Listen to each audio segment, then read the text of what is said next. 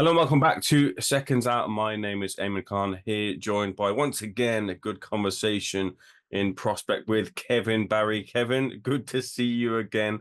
Great to be speaking with you. How's life treating you?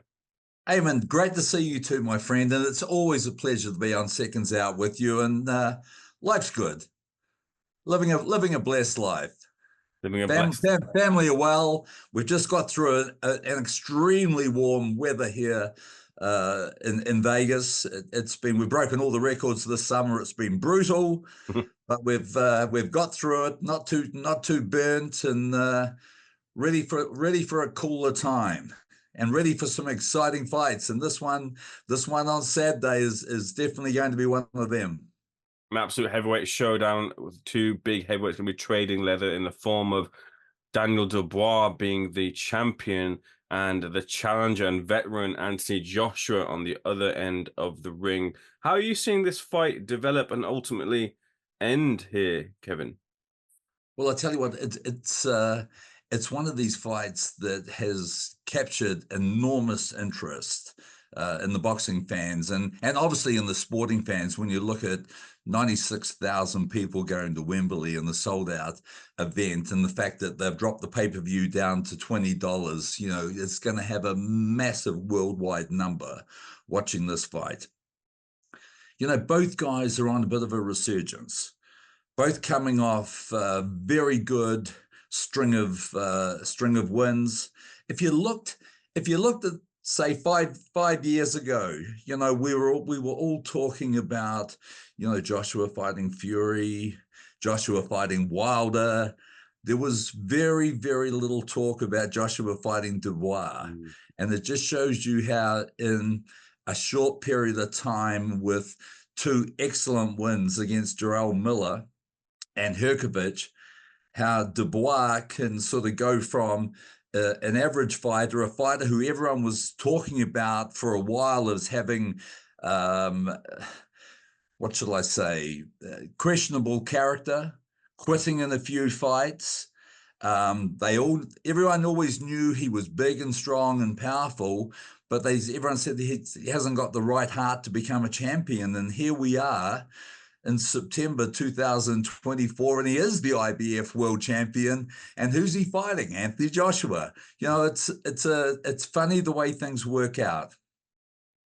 Absolutely. And when it comes to the way things working out, I wanted to get your perspective on both fighters. First of all, you talked about the form of Daniel Dubois and the two great wins against Filip Hrgović and Jarrell Miller. What did Daniel Dubois have to do to get those victories? And can he take any of those game plans into the fight with AJ? Well, I'll tell you what he did show. He showed great character. He showed durability, which a few people were questioning, especially if you go back 3 fights ago and you look at Usyk dropping him with a right jab. And then we saw, his last 2 fights where he got hit clean by, especially we know Hrgović is a decent puncher, hit him clean and he comes straight back and countered them immediately. So look, it's as if all of a sudden the self-belief has arrived. He now believes, look, I'm as good as any other fighter in the world if I believe in myself. And, when we talk about self-belief, the same could be said about Joshua. There's been times in his career where there's been, mental and emotional lapses for both these guys. That's what makes this fight so interesting. Here's Joshua coming off 4 wins, carefully picked wins. Like there's no scary guys in those 4 wins. I think when people look at Francis Ngannou, I told everyone that fight wouldn't go 2 rounds, and it wasn't the fact that Joshua was so good and so powerful. I just think that Fury never trained for the fight, and Francis was a MMA fighter, and really, he wasn't equipped to beat a guy with the skill level of Joshua. But you look at the fights before that, Otto Wallen, a good fighter, a fighter who gave Tyson Fury fits in his fight. and yet he looked rejuvenated. He looked comfortable out there. He looked focused. It was his first fight under Ben Davison, and it's almost as if a light switch went off for Anthony Joshua, and he started to, all of a sudden he realized, I know my strengths and I know my weaknesses. And I know what I'm good at doing, and I know when I'm putting myself in a position where I could be hurt. And I think that comes down with maturity.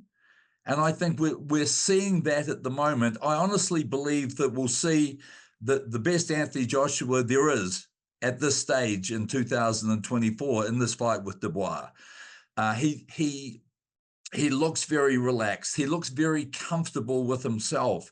He believes in his team, and I think there's very good chemistry between him and Ben Davison. And I think a fighter like Anthony Joshua, who's, after a long stint with Rob McCracken, he's changed a few trainers. He has found himself in a position now where he feels comfortable with his surroundings, and because of that, I think we'll see the best that he has to offer at the moment. Interesting. I want to get your thoughts as well, too, on Dubois' last fight, specifically with Hrgović. A lot of people have said, look, in this fight with AJ, he can't show the leaky defense that he did show against Filip Hrgović, because AJ will catch him with, or at least one of those right hands that AJ will throw will land, and it won't be the same effect that Hrgović had. Did you see a major flaw in Daniel Dubois' defense in that fight against Filip Hrgović and maybe other fights? Look, obviously, I think the thing about Dubois, he's tough, he's physical, he's strong. Before we talk about the Hrgović fight, let's talk about the Jarrell Miller fight. He showed a big heart in that fight. There were times when he was hurt, and there were times where I thought he was really quite hurt, and he came back and he showed great grit and great determination. He showed a big heart and a lot of durability, but he did get hit with right hands. And we know that Jarrell Miller doesn't hit like Anthony Joshua. We know that Hrgović has got a decent punch, but look, Hrgović is no scary guy. Personally, for one, I thought that Hrgović was very overrated. After a lot of hoopla early in the start of his career, I think his whole team did him a injustice, for that they didn't develop his skills in those first three years of his career. He was fighting the same sort of guys all the time and getting the same result, and he wasn't able to develop and improve. And I think we saw that in his last 3 fights, where he's looked anything but a champion. So I think it was a guy, I thought Hrgović was overrated, and yet he was able to land big right hands on Dubois in that fight, clean right hands. If Joshua lands the same right hand, I think it's a different result. But saying that, when Hrgović did land that right hand, Dubois came straight back with a right hand counter. And we know with AJ, if you go back and look at a lot of his fights, when he was dependent on that right hand, he would throw it, but he would fall in with it. And, you can go right back to the Andy Ruiz fight, where he threw a right hand and he stayed in the pocket and got hit straight away. I think Dubois is very good at countering and coming back. Can he counter Joshua's right hand, or is the power of the right hand on Joshua, too much for him? These are questions that will be answered. The other thing is, I think it's very important, and I'm sure that Ben Davison will be well aware of this with Joshua. After he throws that right hand, he's got to put himself back on balance. He's got to come back with the jab. You can't throw the right hand and stay there, because, the right hand counter is there every time. And I think that's one thing that Dubois does well. Can I ask you about, you touched upon the trainers in the form of Don Charles for Daniel Dubois and Ben Davison for Anthony Joshua, but there's been an emergence of Daniel Dubois' father, Stan Dubois, as a key figure in the corner of the Dubois corner, of course, which has seemed to be giving him some confidence and guidance, and an area he can fall on to get extra bit of advice if he needs to do so. Is If it's working for Daniel, do you continue with that, or do you feel like it should be the one voice in the corner being the main voice of Don Charles? What's your thoughts about the emergence of Stan in the corner, and the success so far that Daniel's had with him there? Well, it's hard to argue when something's working. Hmm. Also, like Don Charles is a very experienced trainer. He's been in the game for a long, long time. If he was thinking that it was detrimental to the performance of Dubois, he wouldn't have his father speaking in the corner. Hmm. So obviously, there's got to be a little bit of give and take. And if things are working, I think you don't change it. Hmm. Because, you know, if we look at 18 months ago, you know, Dubois was a totally different thought about fighter than the way people think about him now. Hmm. So obviously there's something that's working. And, you know, if one thing that you can say for certain is a lot of people feel more relaxed and more confident around family. Hmm. And if that's something that gives him comfort in the corner, then by all means he should be there. A lot has been made about sparring stories and sparring of the past. And I remember when Daniel Dubois came through the professional ranks, one of the things surrounding him and the clamor of how good of a fighter he could be was that he either knocked down or knocked out Anthony Joshua in sparring. And people have been talking about their accounts of that, and the likes of Anthony Fowler have come out, have said a few things about it. I think Fraser Clark as well might have said a few things about it too. Depending on what version of the story you hear, whether it be from Dubois or others, either way, he seems to have been able to put a dent in Anthony Joshua and take some confidence out of that and into this weekend. How much can fighters really take out of sparring, and will it pay dividends this weekend? Sparring is sparring. And Hmm. I'll tell you what, those stories, those sparring stories seem to grow in magnitude year by year by year. And it was funny because before Joe Parker fought AJ, you know, everyone was running around telling us then, you know, about this young guy, Dubois, who's going to burst on the scene, and he knocked Joshua out in the gym. And the stories they just grew from there. So look, I don't put a lot of emphasis on the stories that people leak out of a training session in a gym.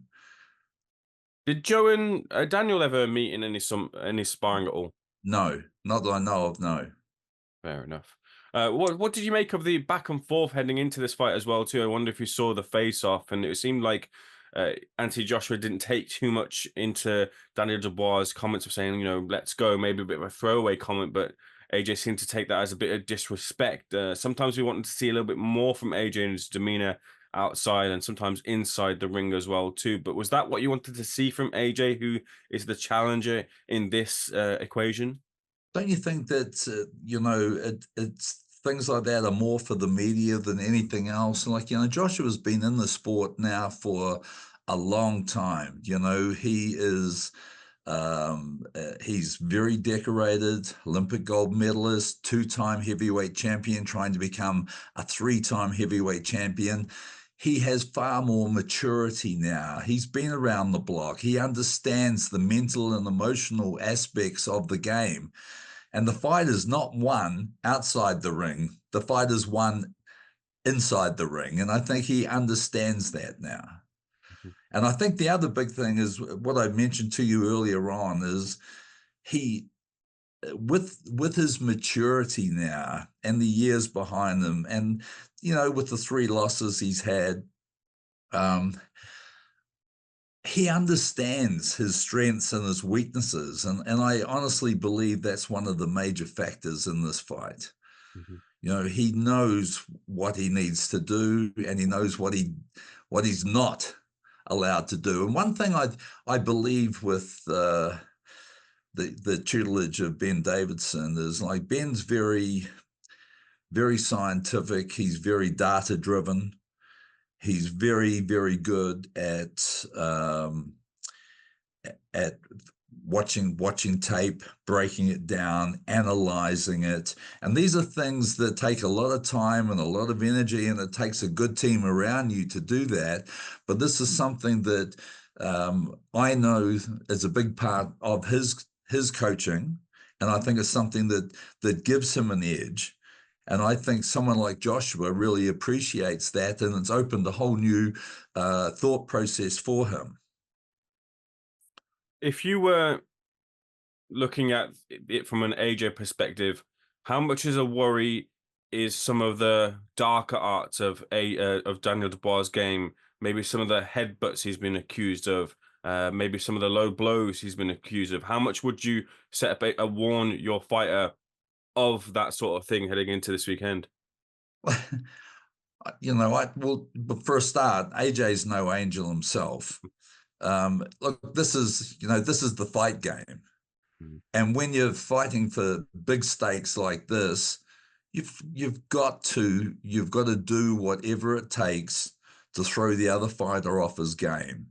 And if that works, if he believes that a little bit of rough and tumble and a headbutt here and a low punch there is going to throw AJ off his game, by all means, he should be using that. But as I mentioned before, AJ's seen all that before. He's experienced that before. He's fought some very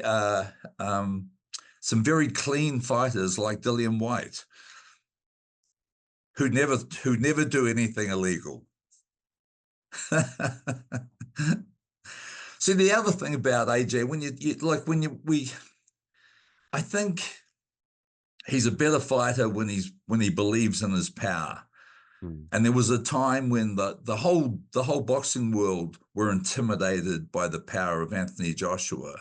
And that's why now, he's not going to come out blazing recklessly like he used to do in the Klitschko fight, the first Dillian White fight, Pulev, Povetkin. These are big names that he destroyed with power, good fighters. He knows he has that power. We all know when we talk about a fighter's power, the power is the last thing that they lose. Right. You can lose your speed, you can lose your timing, your footwork, but the last thing you lose is your power. He knows he has uncommon power that can change a fight. And that's something that you've got to get the right mix at the moment. I think the work he did with Derek James and the work he did with Robert Garcia really made his jab a little better. And the jab is so important, especially at this stage, at 34 years of age, fighting a younger guy who I believe has to bring it, and he has to bring it early. That's when it's going to be very important for Joshua to work off that jab in a relaxed fashion. And try to get Dubois reaching and being reckless when he comes in, so he can hit him with that right hand. Who do you back to have the better jab of the both of them? Oh, I think Joshua's jab is by far better. Another thing that I think is worth mentioning, Damon, is both guys like throwing that straight right to the body. And both guys can really hurt you with a right hand to the body. I think we saw both guys hurt Usyk to the body with a right hand. I actually thought that Dubois' right hand to the body should have been a knockout. I thought it was a clean, legal punch. When we talk about both guys, Joshua, because he's been in the sport so much longer, there's more data on him. There are still questions about his stamina late in fights. There are still questions about, maybe his chin being a little suspect. But, let's remember, he's been in with some big punches, and it's not like they've all damaged him. I think Dubois is going to try to go to the body early and try and take some of the juice out of Joshua. I think it's important that for one, Dubois, can inflict a couple of heavy blows on Joshua early in the fight, in the first 2 or 3 rounds, to get his respect. So that, just to remind him, the power, it's the same power that when we were sparring all those years ago. I think he needs to do that. If Joshua can start the fight off in a relaxed fashion and control things with his jab and his movement and his feet, and his boxing skills are so much better than Dubois. One thing that Dubois does have is bloody slow feet. So I think if these things, we'll know early in this fight, I think, how this fight's going to go. Ask you as well. Hopefully we get a, excuse me. Ask you as well. Hopefully we get a much better referee than there was in the Anthony Joshua versus Joe Parker fight. But during that fight, where you were in the corner with Joe, did he ever comment on how strong AJ was in the clinch, and maybe how that might have sapped any energy that you had going into the fight? Oh, I think everyone knows that he's very strong and very physical. He's a big, powerful guy, and he carries a lot of muscle. Mm. But I tell you what, Dubois is a pretty big, strong guy himself. Uh, you know, Two physical guys, both with heavy hands, both with a lot to fight for. These are one of the fights that I think define a fighter's career, especially when you get two British guys fighting in Wembley in front of 96,000 people. This is a fight that will be talked about for a long time. Mhm. How much does either fighter, but maybe specifically more Daniel, have to manage the occasion? Because this is seen as something that he's done this walk a lot, and on the the brightest spotlights, biggest occasions, AJ's kind of been there and done that. This will be Daniel Dubois' first time here in the UK in Wembley Stadium as a headliner, as opposed to Right. on the undercard. How much, from a fighter's perspective, do you have to, a trainer's perspective, do you have to manage the occasion as well for a fighter? Look, I think it's a very, very valid point, and we know with AJ, he's got big fight temperament. Mm. He's been exposed to that, his whole career. He grew up as a fighter under the spotlight, and then winning the title and defending it multiple times. He's a big time fighter. On the other hand, Dubois, I think, is going to be very, very important for his team to prepare him to manage the whole event. And when we talk about emotional lapses for both guys, but especially Dubois being a little bit younger, the perfect example here is Eddie Hearn's been talking about it for weeks now, how the pressure was going to kill Dubois. Mm. And so he's been planting that seed. He's been wearing his promoter's hat, and that's one thing that he's been trying to bring home time and time again. You've got no idea, son, what you're going to get yourself into when you're walking in front of 96,000 people and they're all screaming and the world is watching the fight, and you're walking in as the champion. It's a big deal. Mm. And it will be something that there is a big question mark on Dubois for that. With that then all said, Kevin, how are you seeing the fight going this weekend? Whew. I tell you what, I've been very impressed the way Dubois turned himself around, especially in those last two fights. We saw the Jarrell Miller fight, and then we saw what Jarrell Miller did with Andy Ruiz, and I think he won the fight hands down, and Andy was gifted a draw. Mm. And the fact that Dubois actually dug really deep in that fight. He showed huge stamina and heart. I think his aggressiveness could be the undoing of him in this fight. I just think that Joshua is a better boxer. I believe in the team that he has.